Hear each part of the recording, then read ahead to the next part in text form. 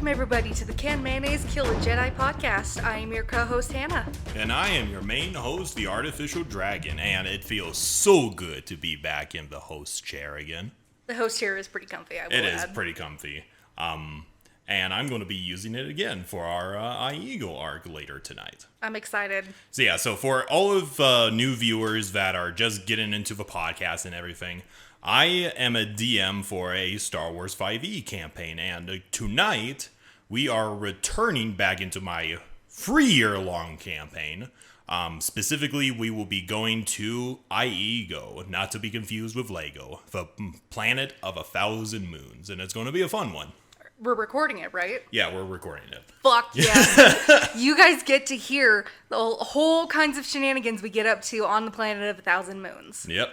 Yeah, it's going to be a doozy, I can already tell. Knowing our group's luck, we're probably going to make shit hit the fan. Yeah, so that aside, so for any of you that are interested in supporting our podcast and our D&D series, we have a Patreon, which you can find on patreon.com/canmayo. Once again, that's patreon.com/canmayo. Our month's art piece is a sexy Cad Bane, the blue skin motherfucker himself. Yeah, look at those abs. So yeah, if you guys are interested or just want to have a wide variety of Patreon art pieces, you could contribute to our highest, which is $10 a month, or if you're not into the fan service stuff, you could just contribute to any other tier. You'll have instant access to our Discord server. You could give us suggestions, talk about general Star Wars lore, or just post memes here and there, or just go into a flame war like Urk has been doing with Hannah recently. Yeah. I'm watching you, Urk. But please, support us. We always appreciate the support, and we love talking to you guys. Yeah, and it's a small community, but even still, it's a community which I appreciate. I appreciate all of you guys to this very, very day. So thank you so much for the support. Now, Hannah, I am pretty sure you know what today's episode's subject is going to be about. Oh, yes. The ones that you always simp the most about in SWTOR. Yep. All right, ladies and germs, we are going to be talking about the Dark Council. The Dark Council. I'm not going to say that the Dark Council isn't cool. They have a lot of cool members. Bullshit, they're awesome. Yeah, it's just, I'm not a huge fan of a name. Like, ooh, Dark Council. What are they all about? Ooh, obviously they're evil. What about the Jedi Council? Well, the Jedi Council, the Jedi Order, that's acceptable. Maybe if it was called the Sith Council, that would be much more acceptable in my eyes. But, semantics. Just, I don't know. Dark Council just isn't the greatest of names. It sounds like something a 5-year-old would come up with. Here's a challenge for the listeners and everybody else who wants to get involved. Come up with a new name for the Dark Council. Come up with a new name. Yeah, and then we'll put it as a poll in our Discord or something. That would be awesome. But yeah, aside from the name, the Dark Council is pretty cool. Like, I was doing my research for the past week, and, it's just a long history. I wouldn't say it's a long history, just in the context of the lore. They've been around for, like, over 1,000 years or something like that. Yeah, they've been around for a hell of a long time. Yeah, they've been around for a pretty good while.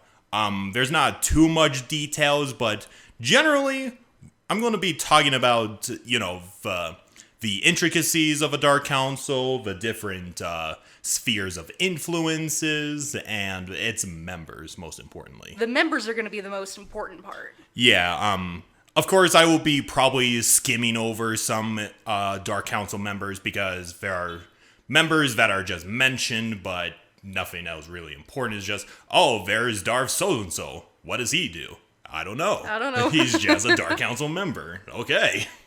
So yeah, I will just be going through most of the more noteworthy Dark Council members, but we'll save that for near the end of the video. But I will go ahead and shut up and talk about what the Dark Council is.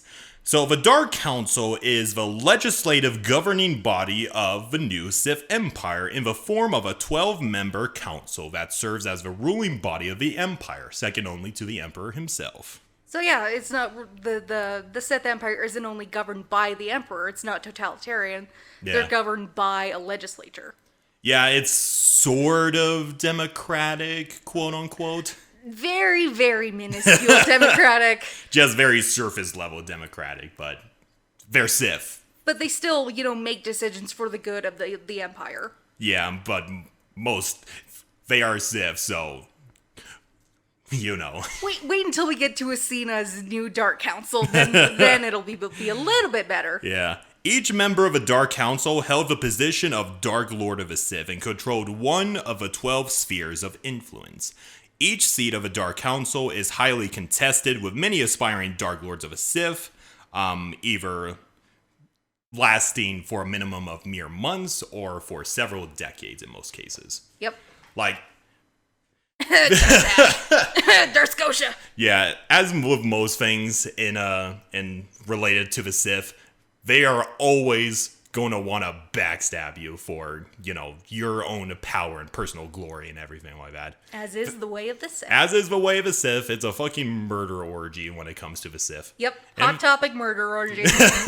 And it's kind of the same thing with the Dark Council. Like, even if you are a member of a Dark Council, sure, you're super powerful and you got these numerous assets at your fingertips, but you still gotta watch your shoulder for assassins. And it does not make you immortal. Yeah, it does not make you immortal. Like I mentioned before, members could last for mere months if they're lucky, or several decades if they're really, really lucky. Yep.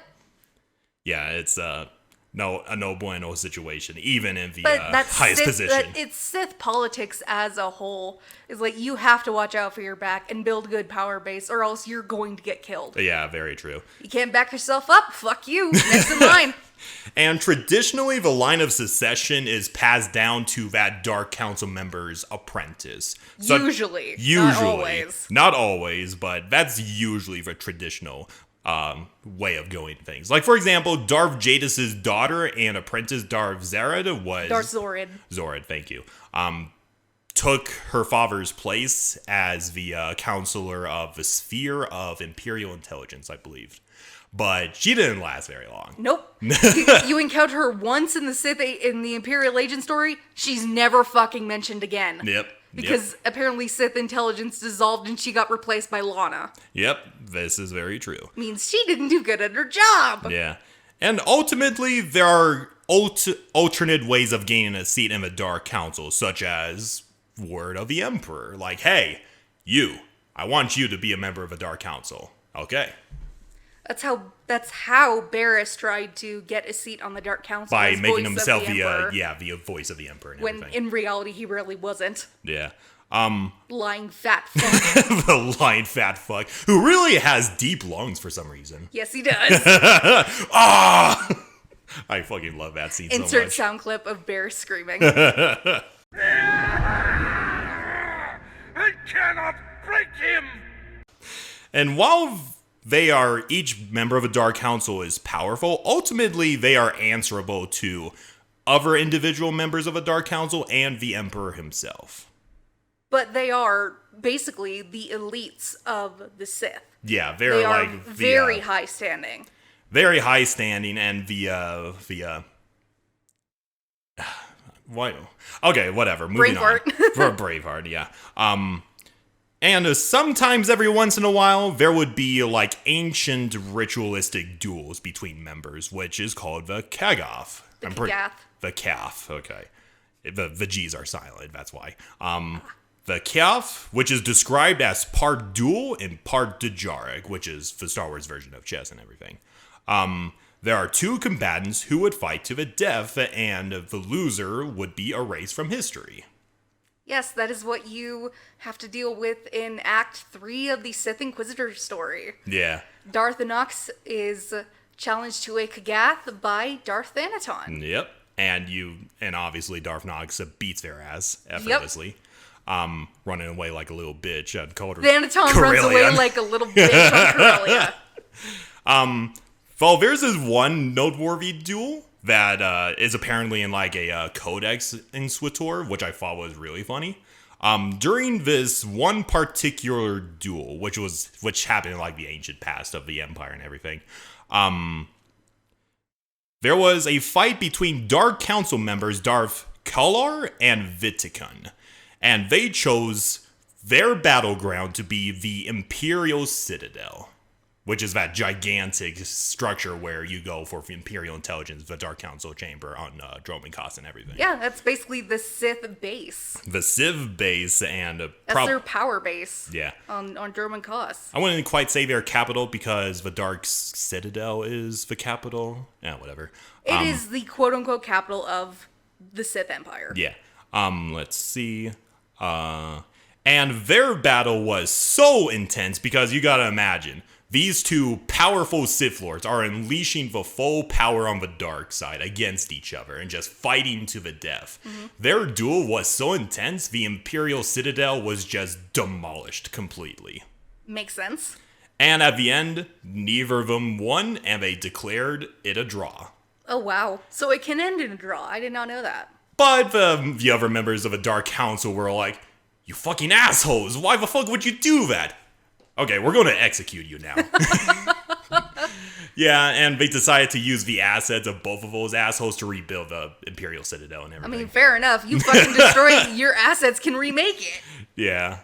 So yeah, apparently they could end in a draw, but I think that's just hilarious. That is hilarious. That the Dark Council just executed both of them anyway. It's like, okay, fuck you. This is stupid. I'm done. Yeah. So yeah, that's kind of a funny, noteworthy part of our history. So let's go back to the beginning. During the long exodus with, Darth Vitiate and his followers to Dromenkos, the Emperor brought with him 12 of his wisest and most powerful of his loyal acolytes, of whom made up the first members of a Dark Council when, they made a Dromenkos city and everything. Uh-huh. And they gradually took over day-to-day operations of the Sith Empire as the Emperor decided to go into his basement to practice dark side ritual and all this shit. One of these early Dark Counselors was an individual by the name of Darth Zavakon, and he decided that his domain would be the study and recovery of ancient knowledge. So He was I believe he's the first member of the Sphere of Ancient Knowledge, I believe. Nice. Yeah. And he had very noble intentions, which is surprising for a Sith, but I mean, a good amount of Sith do have noble intentions. Yeah, they do. Even if you're evil. Yeah, so his idea was to, recover ancient Sith knowledge, rituals, that sort of thing, from the Dark Temple and everything, and every other ancient Sith rune within the early Sith Empire and everything. Though he began to realize that he would send off many of his underlings to go to the Dark Temple and all of these ancient sites. They would come back, and they would never share their findings with anybody. Pretty useless if you ask me. And he just sat there saying to himself, all right, you are all fucking Sith Lords. What did I expect? You're not going to share anything. And no shit. Yeah, and he decided, okay, fuck this. I'm going to reorganize a new group that doesn't comprise of fucking Sith Lords and everything. So he gathered together loyal Imperial officers from the growing Imperial military and everything. And he also gathered together expert civilian archaeologists and put them together into this expedition. And he told them to go to the Dark Temple to gain whatever knowledge they could find. Mm-hmm. They returned, and unlike his underlings, they shared everything that they found with him. Did he create the Imperial Reclamation Service? Yes, I'm about to get to that. He is the creator. I was going to say, that sounds like the bare bones of it. Yeah, so he was the founder, and they got all these findings. He shared the findings with the rest of the members of the Dark Council, who were really impressed, and they authorized the creation of that organization. Nice. So yeah, it's just really nice that the Sith, as arrogant and as self-righteous as the Sith can be, they... what's the word I'm looking for? At least they admit that the Sith can't solve everything because of their greedy nature and everything. Mm-hmm. Yeah. And as any good Sith would tell you, knowledge is power. Knowledge is very well power. It is very, very good. Let's see. I already talked about that. Oh, I went really far in my notes. Holy shit. Even though the Dark Council had a very promising start, it would have its fair share of downfalls, and some of its members having power-hungry ideas, if you will. No shit. Throughout its entire history, the Dark Council attempted to overthrow the Emperor a total of 2 times, I believe. Wow. Yeah. So the first time was through an individual named Darth Locus. She's just kind of a minor character that's mentioned, like, oh, the first rebellion of the Dark Council was led by this person.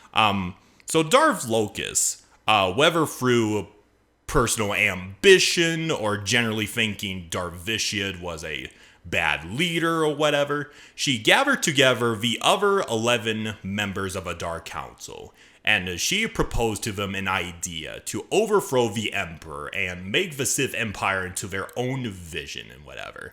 And surprisingly, all 11 of them joined her cause. That is surprising. It is very surprising. Like, There was no loyalist there. no, there was not. And I do not know what they were hoping to accomplish through this, but all 12 members of the Dark Council marched up to Vitiate's palace, which is the Dark Citadel, I believe. The Dark Citadel. And it was literally said like this. They were just walking up the steps of a Dark Citadel. And before they even got to the freaking door, in a flash of light, 11 of the Dark Council members were just dead on the ground. What the fuck? It was just, oh shit, everybody's dead! And then the fucking Darth Vitiate took Darth Lekis, took her to his, in the deepest bowels of his citadel, and tortured the living fuck out of her until she died. No fucking shit. God damn. That's a good way to just crush a rebellion. Yeah, it didn't specifically said if he made that knowledge public. I assume he just took Darth Locus to his dungeons just to torture her for the lulz. Probably. Yeah. Vitiate does what Vitiate wants. Yeah, and like I said before, I do not know what they were hoping to accomplish just by marching up to the temple. Bad planning. Very bad planning. Locus, you were able to gain the loyalty of all 11 members of a Dark Council, and you blew it! You son of a bitch! And the second attempted rebellion came roughly several thousand years later, during roughly the Knights of the Old Republic storyline. Okay. So the second rebellion was planned by two council members, Darth Nihilus and Darth Zedrix. All of these names are really hard to pronounce. I'll send you a picture of Darth Nihilus because she is pretty insane looking. The one picture that I could find of her. She's apparently a master of Force Lightning, which is why you see her in a... Yeah, I'm sending you the picture now. Which is why you see her covered in Force Lightning and shit. Okay. Master of Force Lightning. Yep. So was fucking Palpatine. But anyway, point is, Second Rebellion, Darth Nihilus and Zedrix joined with 2 other council members to create a conspiracy with the purposes of deposing the Emperor and preventing his assault on the Republic, which they consider to be suicide, basically. Look how that worked out. Yeah. Surprisingly, during this period of time, a majority of the Dark Council weren't exactly thrilled with invading the Republic. Well, sure. Because they wanted to keep their own side of the galaxy. They don't want to fuck with a Jedi again. Exactly. It's like, fuck that. Why fuck with them? Yeah, they're following the approach Ludo Kresh did with Naga Sadow during the Great Hyperspace War. Yeah, definitely. But anyway, though at around this point, obviously the Emperor was growing suspicious of the Dark Council, so he assigned a growing individual that gained his personal attention, and that individual was Lord Scourge. Oh, so this is around the time Scourge was like at least a young man. Yeah, he was. I think he gained the title of Lord by then. I briefly read up on his history. He is a master interrogator, basically. Yeah, no wonder he became the first Emperor's Wrath. Yeah, I think he's like the Sith version of a detective at this point, which is pretty cool. That is pretty cool. Yeah. Scourge is awesome. He's an awesome character, and he deserves his own episode. Yes, he does. So I'll give you the Cliff Notes version. Basically, Vitiate secretly summoned the Scourge to Dromund Kaas and had him go under the tutelage of Darth Neris, to investigate her and everything. And Neris kind of have a suspicion that Scourge was investigating her as his double agent or whatever. And she basically, classic Sith style, put him through numerous tests to test his loyalty and everything. No fucking manipulating shit. him. And basically to see if he would be a worthy ally to their conspiracy and everything. Mm-hmm. And, he passed his tests and did what he was told and everything, and Darth Neris decided to cement his allegiance to the conspiracy and brought him to Darth Vitiate's old homeworld of Nathema. Mm-hmm. And basically told him, this is what will happen if we let a madman like Vitiate rule the Sith Empire and everything. He will just consume every planet in the galaxy. We cannot allow such a madman to lead our empire. He will lead it to damnation. And that's when the Lord Scourge pledged his allegiance to the conspiracy, because he didn't know that Vitiate was capable of something like this. Later on, he does. Ironically, when the Jedi Knight meets him, oh yeah. But yeah, so point is, Darth Scourge joins the conspiracy to overthrow the Emperor. Problem was, even though Neris and most of the other council members had good reason to overthrow the Emperor, they did not want to work with each other. They were squabbling like a bunch of children and making power moves and betraying each other and everything. And for the next 4 years, this conspiracy would, do absolutely nothing. They would make absolutely no progress. And Darth Scourge was disgusted. And he's like, you fucking assholes. You went through all this effort to gain my loyalty and you do nothing with it? I would be mad too. Yeah, and as the 4 years went by, this was around the time where Darth Revan decided to come back to Dromund Kaas to deal with the Emperor himself. Mm-hmm. And Darth Scourge found a new ally within Revan. And he decided, okay, I'll join your side, and I'll get you closer to the Emperor, but first, a distraction. And he decided to basically tattletale to Vitiate about the conspiracy and everything. He's like, Lord, Papa Vitiate, these guys, they want to overthrow you. Oh, is that so? All right, I'll deal with them myself. Let me guess, he vaporized them. So, okay, so number one, Vitiate basically summoned the rest of the Dark Counselors, but he sent his Imperial Guardsmen to deal with the 4 conspirators because they were less likely to actually go to the Emperor because suspicions and everything. Mm-hmm. Let's see if I could find it. So the rest of the Dark Council members, they were completely oblivious to this. They were innocent in all of this.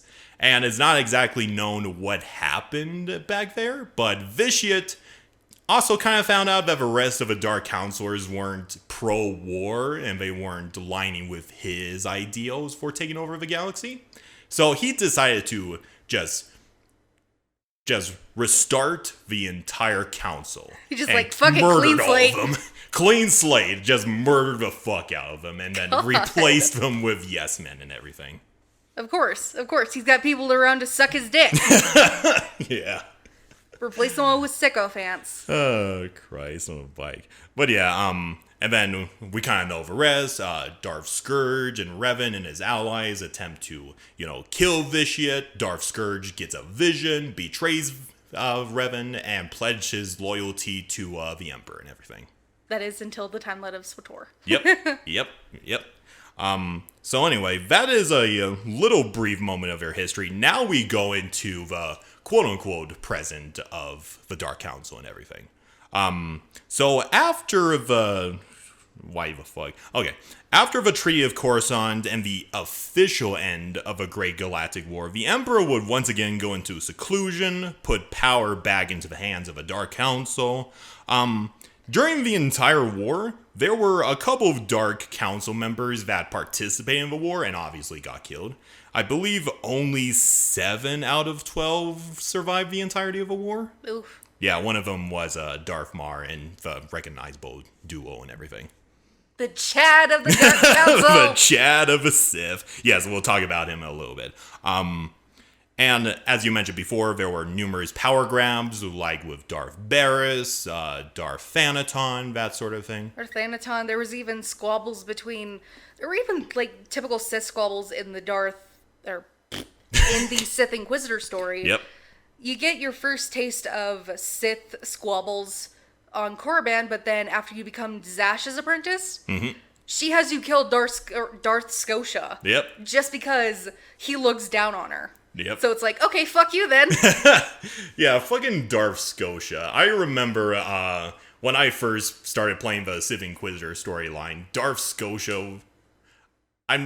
It's probably because I haven't leveled up too much yet, but he would kick my ass multiple times. And I just decided to, fuck, who's the name of the first companion character again? Kembal. Kembal. I just use Kembal as a meat shield and go after him while I heal him from a distance. I know, it's a little bit cheating, but that's the only way I could get by him. Yeah, no, and it depends on what, like, class you play. Yeah. Also, I find it absolutely hilarious where you go on this entire quest to find some token so that his Trandoshan bodyguards wouldn't kill you, but he just kills them effortlessly regardless. Yep. And they were young Trandoshans, too. Yeah, very true. Trandoshans are pretty cool, though. Yeah. But you go through all of this effort just to get this token, and he's like, fuck you anyway, die! I think you also had to grab an EMP or something to make him weaker. Yep, because the man is basically a cyborg. Cyborg. He is 90% machine, 10% man. Yeah, he's Getting more the machine EMP, than man. Getting the EMP fucks him up a little bit. Even then, I still had problems with that fucker. Well, I killed him effortlessly. Of course you did. Well, I chose the assassin subclass. Yeah.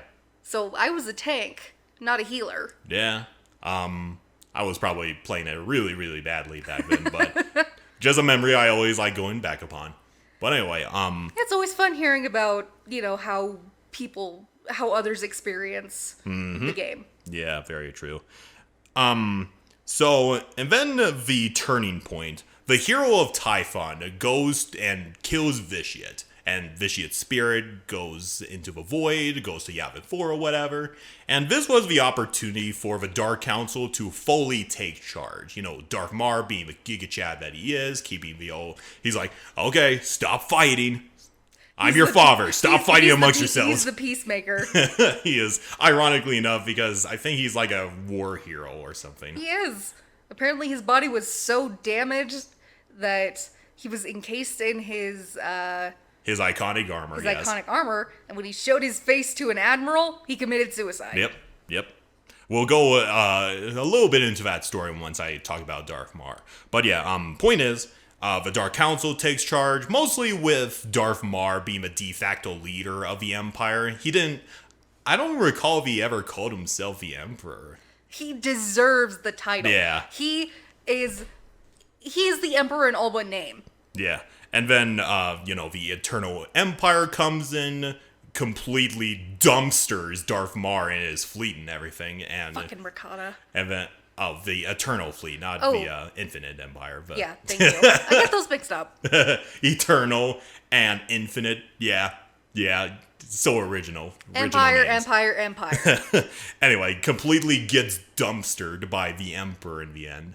And then Empress Asina, is that how you say her name, Asina? Empress Asina takes Darth Maul's place. Yeah, and, they were forced to submit to the Eternal Empire and everything, while the main characters in cryostasis and everything. Yep.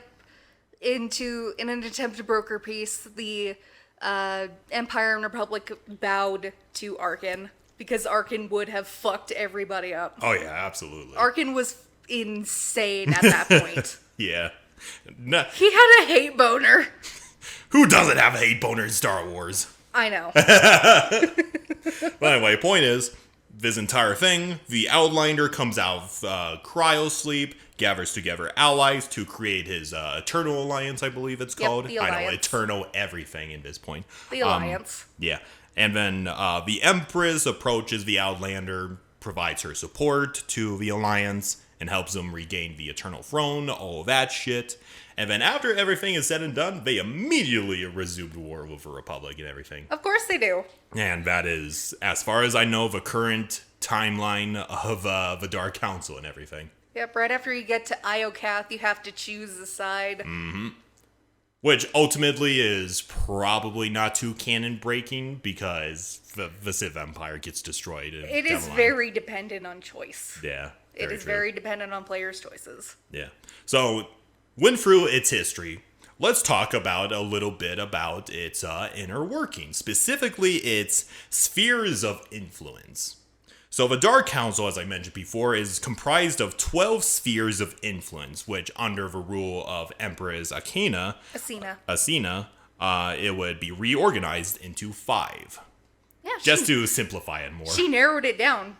And Yeah. it made it a lot more effective. Yeah, and it was basically an attempt to deter people from infighting with each other and everything.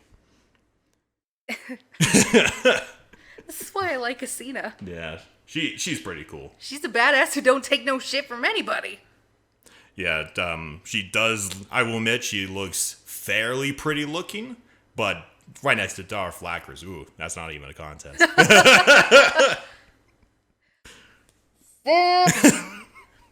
I am willing to admit that I am a Darth Lacris Sith. Thank you very much, Hannah. But anyway, so the original spheres of influence include the Sphere of Ancient Knowledge, who are basically charged with the protection, expansion of Sith knowledge, which include the overseeing of the Imperial Reclamation Service and the beneficial use of Sith and alien artifacts. When the Sith Inquisitor becomes Darth Nox and takes their council seat, that is the sphere of influence that they are given control over. Yep. Yet And- you do nothing with it. Kind of a missed opportunity, but whatever. Fucking BioWare. And then the second is biotic science. They are charged with the command of all aspects of the Empire dealing with the organic body, which means anything from the medical core, cybernetic augmentation, disease control, Sith alchemy, and genetic manipulation. Mm-hmm. And then the third is the defense of the Empire. Basically, it's basically the Homeland Security. Yeah, Homeland Security. Yeah. They're charged with the direction of the Imperial military in order to preserve the Empire and its people from external and internal threats, like I said, home security. And then the fifth, is it fifth? Yeah. The expansion and diplomacy, charged with overseeing the expansion of the Empire's borders and directing the Imperial diplomacy services and securing new alliances. I think Vauron works under that. Yeah, he sphere. does. No, I think he's logistics. Oh, Misremembering. that's why I have my notes with me. And then next is where the fuck? Imperial Intelligence, who are charged with overseeing the Ministry of Intelligence, with the Ministry of Intelligence themselves reporting directly to the Dark Council members. So they control the CIA, basically. Yep. Then there's laws and justice, obviously. Police force. Yeah, police force and everything. Judicial. Yeah. Military offense, charged with directing the Imperial military and the Ministry of War in all offensive military campaigns. So I suppose like the Supreme Commander or something, or whatever. And then military strategy, charged with controlling battle plans, strategies, and other military procedures, in addition to the Imperial Conquest Consolidation Corps. Nice. Then there's mysteries. It's literally called the Sphere of Mysteries. Charged with overseeing the most secretive aspects of the Empire.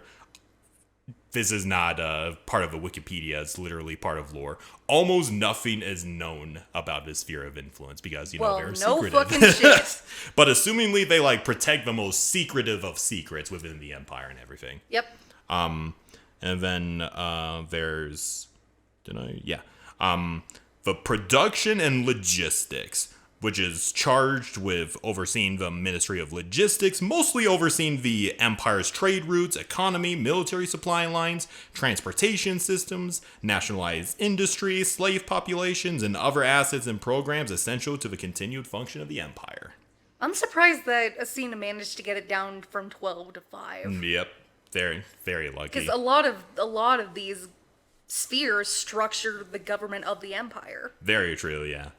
Which is a pretty smart idea to kind of make them into consolidate it into an umbrella term, so to speak. And then let's see. Next is Sith philosophies. They are charged with the protection of a Sith code, pretty self-explanatory, and ensuring that the acolytes and apprentices of a Sith order remain loyal to the tenets of a Sith, and also spread anti-Jedi propaganda. Well, no shit. These feel like the guys who run the academy. Yep, pretty much. And we got the sphere of... Oh yeah, this is the last one. And lastly, the sphere of technology, which is one that Asina is a part of. Oh, nice. Yeah, so they're charged with the creation of powerful new cybernetics, superweapons, military technology, and other revolutionary machines. Nice. So these guys are like the inventors, so to speak, the engineers. Though in the Empire under either Asina or Valrun, they were simplified into Sith doctrine, which comprises of formally ancient knowledge, mysteries, and Sith philosophy, military command, defense of the Empire, military offense and military strategy, scientific advancement, technology and biotic science, civilian administration, production and logistics, and laws and justice, and the galactic influence, Sith intelligence, and expansion and diplomacy. Nice. It was a very easy way to narrow it down. Very easy to narrow. Because looking at each influence, there's a good reason why a lot of these Dark Council members quarrel a lot. I can see why it was easier originally to have 12, because there were so many Sith. Yeah. But with Asina narrowing it down, it helped consolidate more, help bring it more into a box. Yeah, that's fair, yeah. And, is only giving one Sith Lord that power. Yeah. Instead of multiple Sith at that. Yeah, I could imagine some strife, like with logistics or whatever, and military strategy. It's like, hey, could you make sure those military supply lines are down? If that Sith really fucking hates that Imperial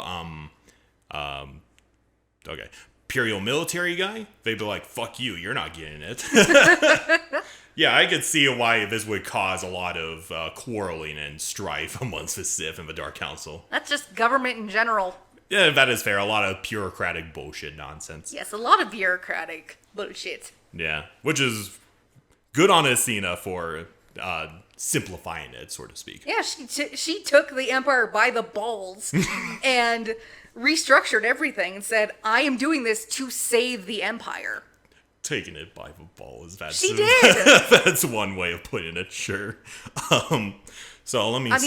by the time she became Empress, most of the original Dark Council was either missing or dead. Yeah, I think only her and Valron were remaining. Her and Valron were the only survivors. Yep. Yeah, you gotta work with what you have. Yeah, work with what you got and restructure it from the ground up. Yeah. And that's what she did. Alright, so I've explained its history and its inner workings, that sort of thing. Now let us talk about some of the more famous members of the Dark Council. Hell yeah. And the first off is Darth Thanaton, who was the previous counselor of a sphere of knowledge. Ancient knowledge, before Darth Nox took their place and everything. He actually took the position from Darth Arcticus. Artis? Yeah, a lot of these Sith names are hard to pronounce. It's Arctis. Darth Arctis. Arctis. And I believe Arctis was active during the Inquisitor storyline because they get mentioned a couple of times. But then he just mysteriously died and Thanaton took his place. Thanaton took his place. Yeah. And, he spouts off all this bullshit about tradition. He was very, very, very adherent to the old Sith tradition. Oh yeah, very true. I mean, he believed in, the Kagath showing honor and everything like that. Honor there running away like a little bitch. No, he was all like, oh shit, I'm actually about to lose. Fuck this shit, I'm out. Fair enough, though. There is one point where he says to Darth Nox, I consider you a worthy foe. Yeah. He just continuing with a long line of a JoJo family technique, running away. And then next is Darth Archeon, who is the counselor of the Sphere of Biotic Science, god damn it. This is what he looks like. He, kind of like Darth Scotia, he is heavily covered in cybernetics and everything. Oh, yeah.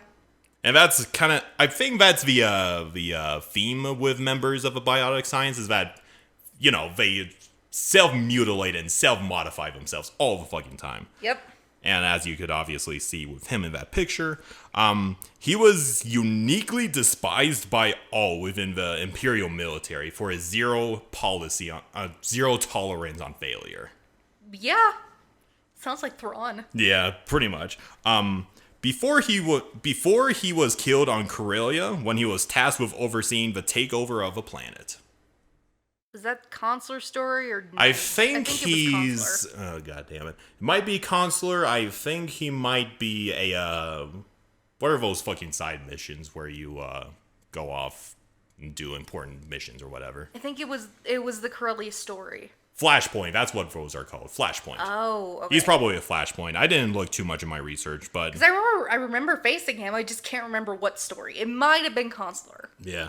But point is, huge cybernetic monster was not particularly popular amongst the Empire because of his he just executes anybody. He's an asshole, yeah. And then next is Darth Ravage. You probably may recognize him.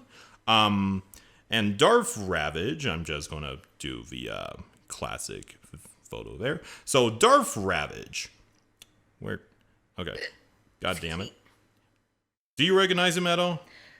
I think he plays a big part in the Imperial Agent storyline, which I haven't really touched on yet. No worries. But I know after you defeat Darth Thanaton, he comments on the fact, oh, that was pathetic. Yeah. He sounds like that. He criticized Thanaton. Yeah, he sounds like he's Darth Ravage, yeah. So Darth Ravage is the counselor of the Sphere of Expansion and Diplomacy, and he was one of the few members of a Dark Council that tolerated Darth Barris's claim of being the Emperor's voice, and he's also surprisingly very loyal to the Emperor himself. Of course. Yeah. So kind of traditionalist, kind of an asshole. Not like Thanaton was. Not like Thanaton, no. Let me see. Oh yeah, it literally says it in my notes. He's literally a detester of Darth Thanaton. Yep. He thought that he was scum. Yeah. He did not like him. Though it was especially noted that Darth Ravage was much more emotional than every other member of the Dark Council, who always conveyed a sense of calm and everything. I mean, look at Darth Mar for that Yep. example. And then next, my personal favorite Dark Council member, aside from Darth Mar, motherfucking Darth Jadis. He just looks so fucking cool in that armor. Even if you can't see his face. Just like Darth Mar, he never takes off his mask or anything. Yep. Darth Jadis is pretty cool from what little I've experienced of him. Okay, do you mind if I tell spoilers? Yeah, that's fine. Okay. So Darth Jadis... I'll probably forget anyway. That's fine. So Darth Jadis, he is incredibly powerful. Like, it's said that he's second only to the Emperor himself in terms of power of the dark side. Mm-hmm. Which is pretty goddamn impressive, considering he's surrounded by Darth Malgus, Darth Mars, Darth Thanaton, and the whole shebang and everything. Yeah. He's surrounded by a lot of powerful Sith Lords. Yes, he is.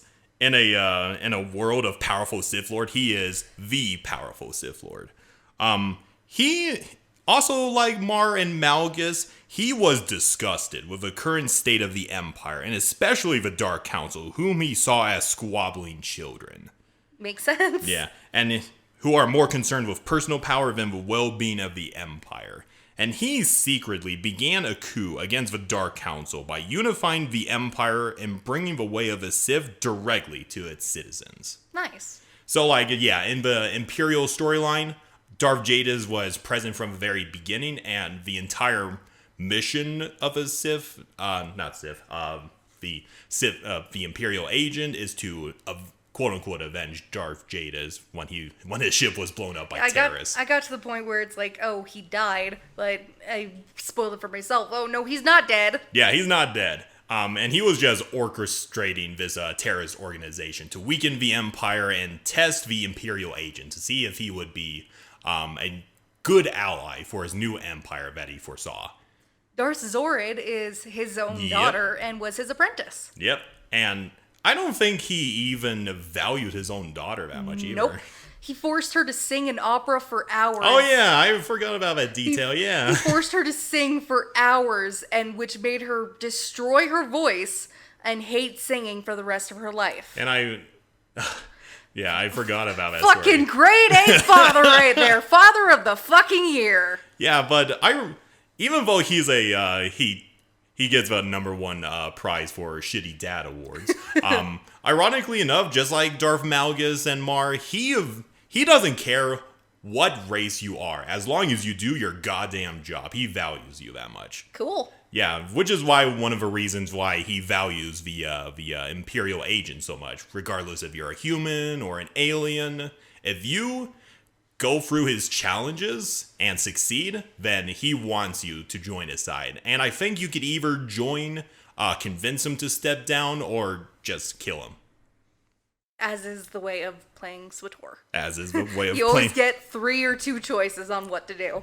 Darth Jadis is such a cool character, and I am so sad that BioWare never expanded more on his story after the Imperial Agent campaign and everything. Yeah. Even if you accept his alliance and everything, he just chills, and you just continue on and he's never mentioned ever again. Fucking thank you, BioWare. God damn it. BioWare, it's always a constant thing. Cool characters. Oh, Darth Jadis, who's that? They get left in the fucking dust. The cool characters get left in the dust, and it's bullshit. Darth Lacris. Oh, she's cool. She's hot. Who's that? Kill her off. Kill her off. You don't even have the option to spare her. No. I wanted to have the option to spare her, but no, she just dies. It's like, God damn it. Yeah. My consular wouldn't have killed her.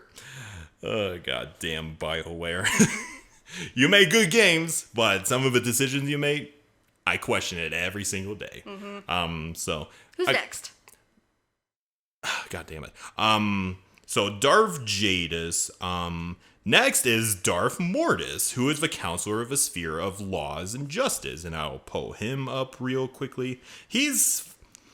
If you ever see him in the background, he's kind of that bearded undead looking fucker. Mm-hmm. I'll send up the pictures anyway, but yeah, that's what he looks like. Oh yeah, I think he was the one in the Sith Inquisitor story to mercy kill Thanaton. Yeah. He stole the fucking kill. He snapped Thanaton's neck. Yeah. And despite him being very gruesome looking and very ruthless and, executing Darth Thanaton, he was absolutely committed to peace between the Republic and the Empire and was strongly against tradition, unlike most Sith. Yeah. Yeah. Though he was still a strong advocate for the Empire's anti-alien policy. Of course. He's not that much of an adherence to tradition, apparently. Racist. Also, this one isn't really relevant. I just picked him because of his funny name. Mm-hmm. Darth Vengeance. Darth Vengeance.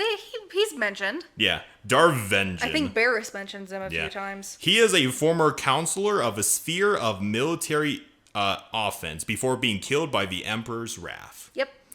And he's not really noteworthy. I just thought he was funny because his name is literally a shortened version of Vengeance. Yeah. So fucking funny. It made me laugh the first time I saw it. I like that both of the Sith storylines, when you do fight one of the Dark Council members, like in my fight with Darth Barris, I remember running around the council chamber, and I took a screenshot as I'm fighting Barris, and in the background there's Darth Thanaton in his chair, so it's like, he's still alive! He's still alive, that motherfucker. Yeah, I'm just saying over the picture of Darth Vengeance. Darth Vengeance was actually Barris's master. Oh, I did not know that. I probably skimmed that over in my research. Yeah. But anyway, I just picked him because of his funny name. Yep, Darth Vengeance was Barris's master. Yeah. And then let's see, after that is Darth Arcos, who was the counselor of a sphere of military offense, but was ultimately a Mo for the Order of Revan. Oh yes, Lana loved this man. Yeah. There we go. She was his basically apprentice without being an apprentice. Mm-hmm. He was her mentor. And then he betrayed the Empire to join Revan and everything. Yep. He does look pretty cool, though. He is a cool pureblood. Yeah.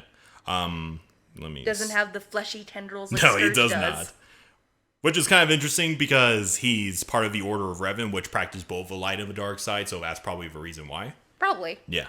And then I already mentioned Darth Barris. We've already talked about him at great length, so no need for mentioning him. But Yes, he was... the fat fuck. He's a fat fuck who could make a really good opera singer. Oh, yeah. Oh! Cake is a lie. As everybody knows, Darth Barris' Sith code is always unique. Yeah. I'm looking forward to putting that little clip of him yelling at the top of his lungs in this podcast episode. Ah! Ah! Then after him is Darth Decimus, who is the counselor of the sphere of military strategy and was ultimately killed on Corellia. So let me put him up real quickly. This is what the fucker looks like. Oh, I was wrong. Darth Decimus was, or there are like 3 of these fuckers who all look the same on the Dark Council. Yeah. So it might have been Darth Decimus, it might have been another Darth who was Barris' master. Yeah, most of these Dark Council members are just copy and paste models. But Darth Decimus is the one who runs the war on Corellia. Yeah, okay. He gives Darth Nox some kind of medal if you play the Corellia storyline. Okay. I assume like a Medal of Honor or something like that. Yeah, if you win the war for the Empire on Corellia. Neat. Okay. And the Sith Consular kills him. Of course he does. Or, not the Sith, the Jedi Consular. Yeah. Fucking words! Fucking words. Then next, I do not have a picture for, don't worry.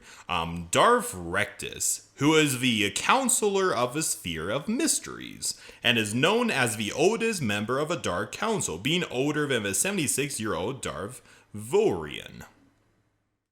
And he is the creator of the Dread Executioners, who are a group of Sith Lords who were supposed to eliminate the infamous Dread Masters.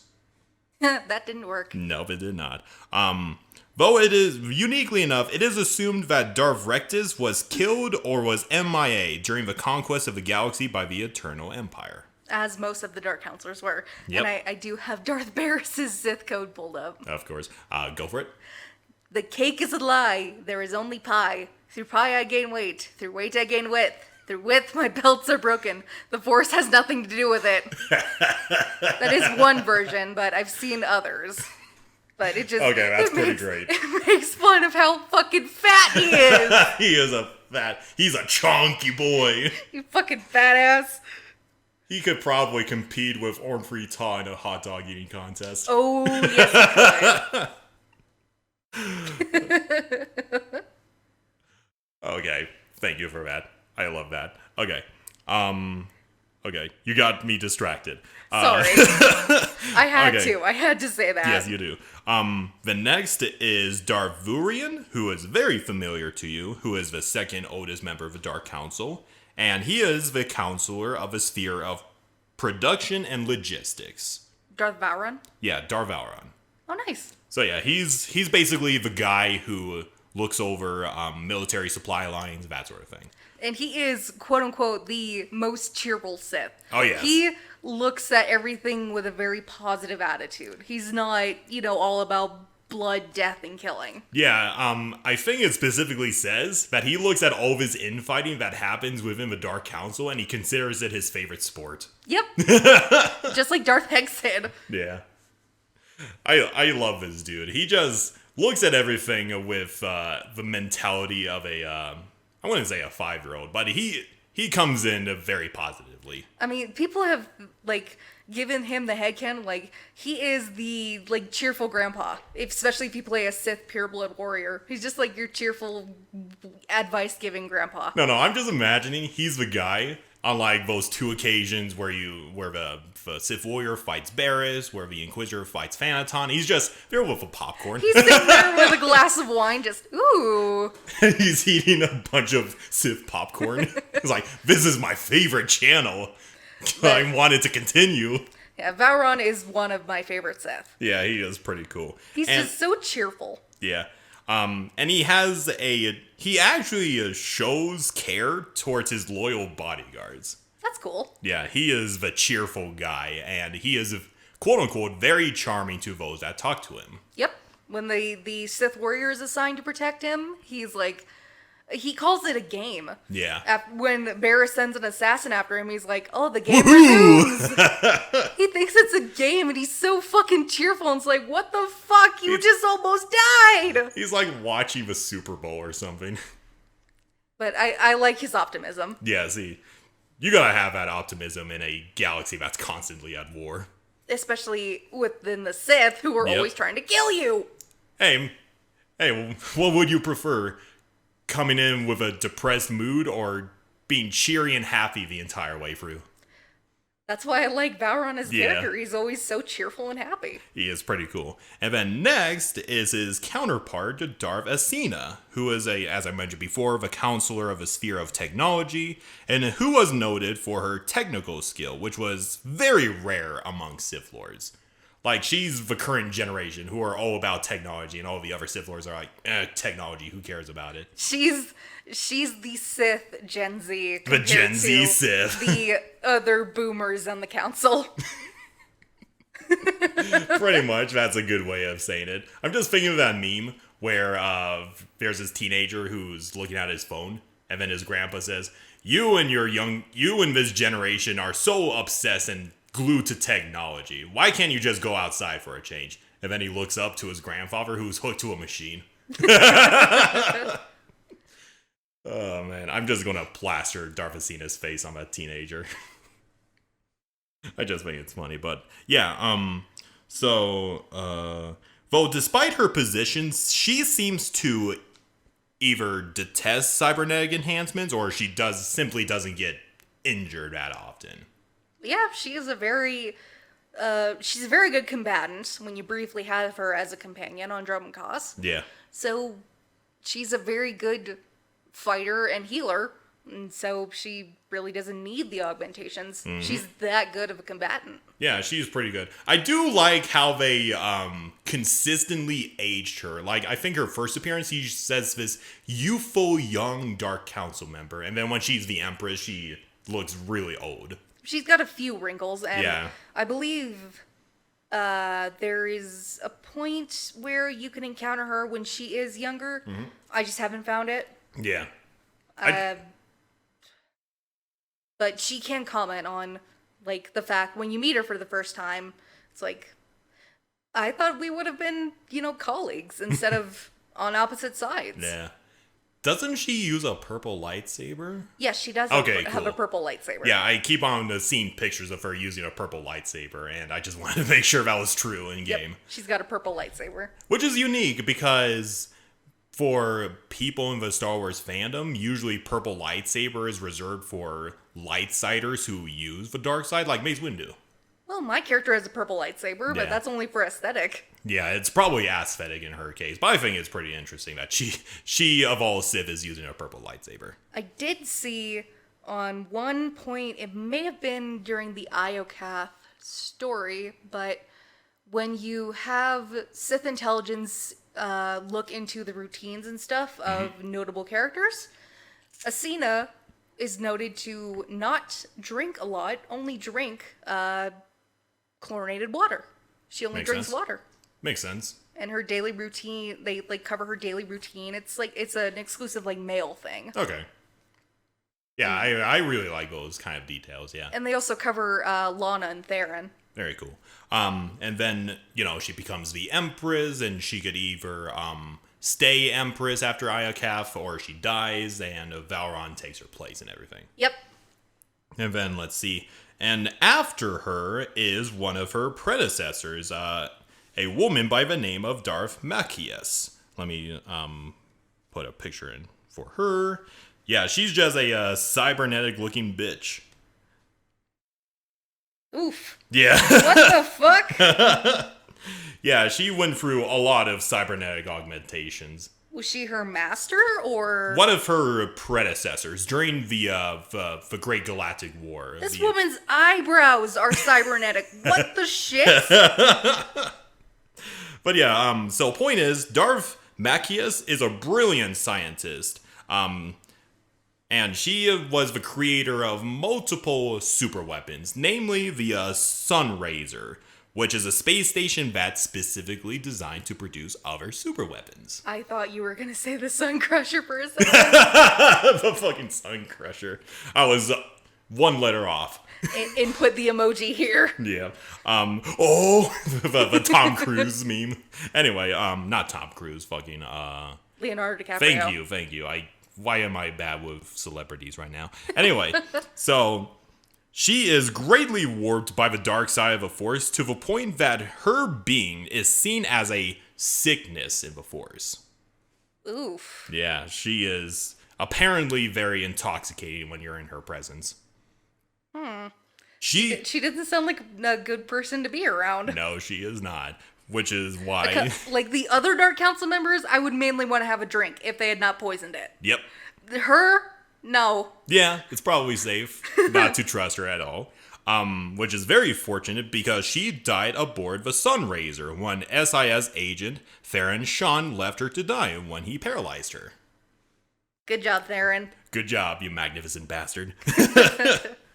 And then next, uniquely enough, Darth Mar was briefly a counselor within the Dark Council. Yeah. Why? Okay. Why did I say Darth Mar? I meant Darth Malgus. Darth Malgus was briefly a member of the Dark Council. I always had a feeling he was, but I was wondering, he is so powerful, why isn't he on the Dark Council?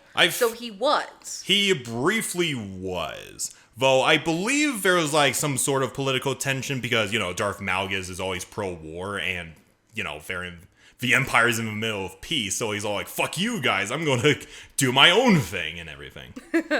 So, Darth Malgus is out of the way. Now we go into the Giga Chad himself, Darth Mar. Hell yes! And he is the counselor of the Sphere of Influence, the Sphere of Defense of the Empire, military strategy, and military offense. So he ran 3 spheres at one time. And he had to put these on his shoulders after the death of Darth Mortis and Darth Varys. Yep. Yeah.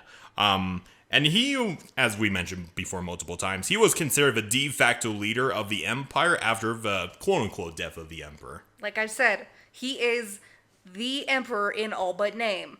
Yeah, he's pretty much like the dad who keeps all the other Dark Council members in line. He is fucking amazing. He is amazing. I love him as a character.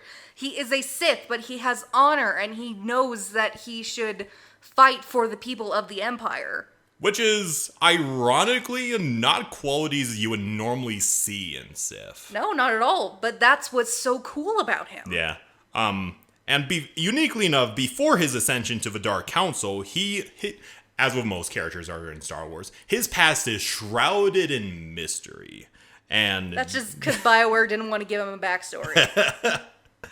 And anyone that knew of his past refused to indulge to anyone once they heard that Darth Mar rose to power and everything. Mm-hmm. They're like, hey, you were the childhood friend of Darth Mar, right? Yeah? You want to tell us what he was like? No way. I don't want him to get decapitated. And as we mentioned before, he was famous for never showing his true face, and it was even rumored that anyone who gazed upon his face would, just die of inexplicable circumstances. Yep. The notable example, which you mentioned briefly before, was with an individual by the name of Moff Zarian. Oh, it was a Moff. Yeah, it was a Moff. I think he was in control of a important world that the Sith Empire captured, and then its civilian population rose and threw him off and everything. And Darth Maul was all like, hey, come into my office so we could have a chit-chat. And then afterwards, the Moff just walked out of there, wrote his letter of resignation, and then he committed suicide. Oh, Jesus. So he was like, fuck this. I don't want to be in this military anymore. I don't want to be in this plane of existence anymore. Fuck off. And that was basically the origin of a rumor that Darth Maul's face was so hideous that anybody who gazed upon it would commit suicide. It's only a rumor. It is a rumor. Again, we don't get the opportunity to see his face, even as a Force ghost. Fucking thanks, BioWare. Ugh. Now you have two people to be mad at, George Lucas and BioWare. Fucking... I will admit, though, he went down as a Chad. He went down like a fucking badass. Yeah, he was like, fuck you, Vitiate, I'm not gonna bow down to you. I'd rather fight. Exactly. He said, I would rather die than bow to you again. Yeah. And then, of course, he's one of the few examples of a Sith Lord achieving oneness with the Force and becoming a Force ghost. Yes. He works alongside Satele Shan in her exile on Odessen to kind of retrain the commander to fight Arkin better. Mm-hmm. Which is really interesting because a lot of dark side individuals normally don't get the chance to become a Force ghost, because I think you need to be true in your beliefs in the light side to become a Force ghost. Mm-hmm. I mean, yes, I know Darth Vader was able to become a Force ghost, but you get what I mean. As far as I know, there are not a lot of set parameters on how to become a Force ghost. That is fair. But we'll eventually talk about Force ghosts in their episode, though. Yes, I just find it really they deserve interesting. an episode. And then, of course, Darth Maul comes back in Satele Shan's mind when In Echoes of Oblivion. Yeah, in Echoes of Oblivion, where Darth Vitiate in his free forms try to take over Satele Shan, and all of the people from his past basically say, "Begone, thought." I noticed with my Darth Nox, you do encounter him briefly, and he basically tells you, "Avenge me. Yep. I did not want to die like this, and don't let him come back." Yeah. And Darth Nox was the only Sith Lord who Darth Maul respected and trusted fully. Yep. And Darth Maul, of course, is the master of my personal waifu, Lacris. Of course. She had so much potential. Like, motherfucking, if you let her live, maybe she could have been a member of the Dark Council and take over the mantle of her master and everything. That would have been fucking amazing. That would have been amazing. Like, she comes back in the Eternal Empire storyline as the new leader of the Sith Empire. I mean, Empress Asina is cool and all, but maybe she could have been, like, the Darth Malgus of her empire and everything. That could have been a possibility. But having Darth Lacris as Empress, that would have been awesome. Yeah. Step on me, Empress Lacris. Okay, I gotta make that a Patreon art piece. Empress Lacris. Empress Nice. Lacris. Oh, yes. Anyway, let's move on from me simping. And final noteworthy Dark Council member. Okay, you said you've completed the Jedi Knight storyline, correct? Yep. And let's see, Jedi Knight. I think he appears in Sith Warrior. Okay, I'll just go into it. So this next Dark Council member is Darth Zajar. He just sending you a picture right now. This dude does not look like a Sith counselor. Well, there's a reason for that. Let me get into it. Oh, right. I remember now. I'm remembering. Yep. So Darth Zajar, it's not particularly known what sphere of influence he was a part of, but he was a member of a Dark Council. That's the important part. And he was notable, even by his colleagues, as a slaughterer.